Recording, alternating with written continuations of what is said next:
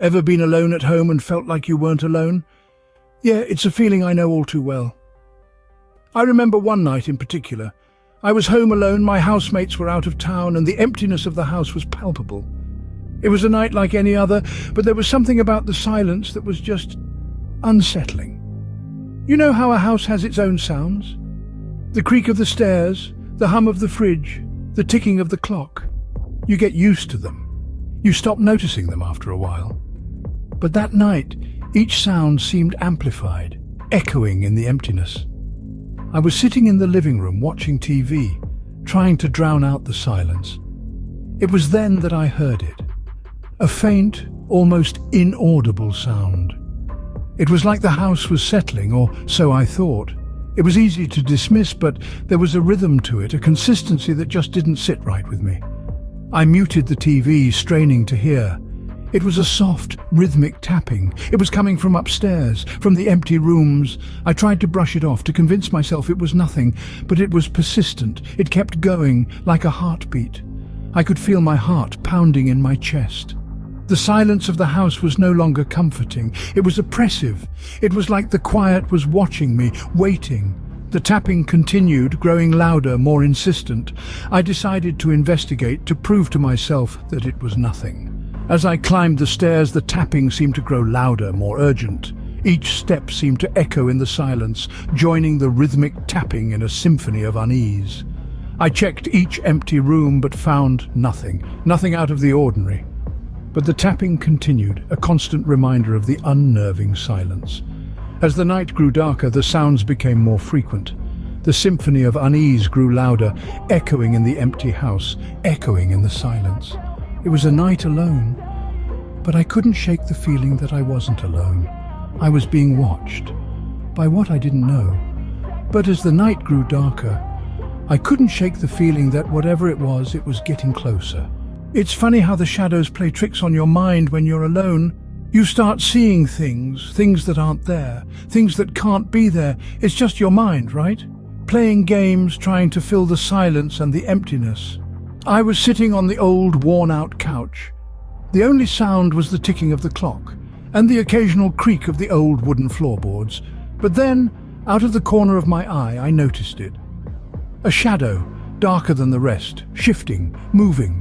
I blinked, trying to rid my sight of the phantom shadow. But it was still there, lurking in the corner. A chill ran down my spine, a cold shiver that made me pull my blanket closer. Goosebumps pricked my skin like 1,000 tiny needles. I tried to convince myself it's just the old house, settling down for the night. Or maybe it's just my overactive imagination, fueled by the horror movies I've spent half my life watching. I mean, it's just a shadow, right? Shadows don't move on their own.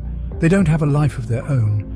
It's just the trick of the light, the flickering of the solitary lamp in the corner of the room. But the rationalizations, the logical explanations, they didn't stop the cold dread seeping into my bones.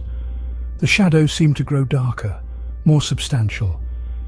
It was as if it was feeding off my fear, growing stronger with every beat of my racing heart.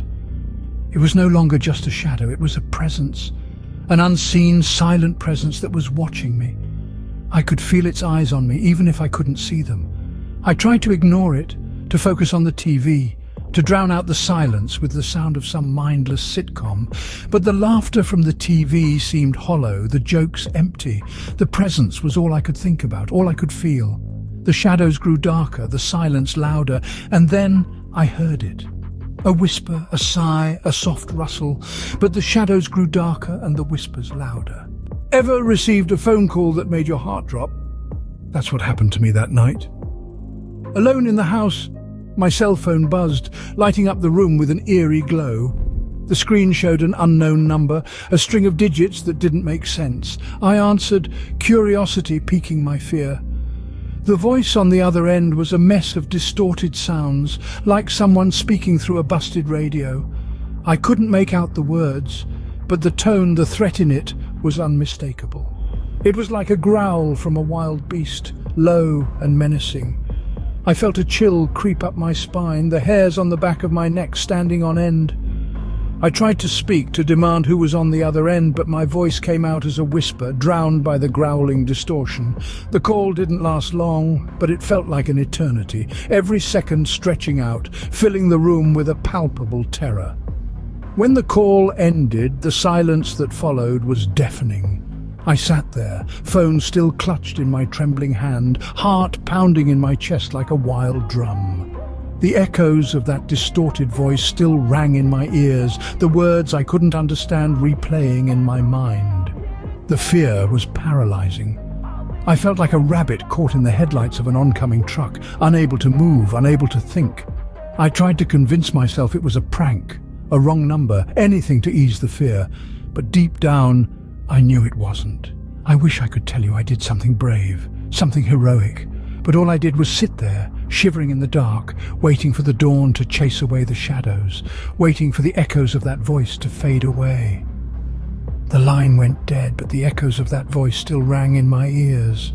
And even now, alone in the dark, I can still hear it, a chilling reminder of the night that turned my world upside down. As I waited, the figure at the window moved closer. Ever had a nightmare that felt too real to be just a dream?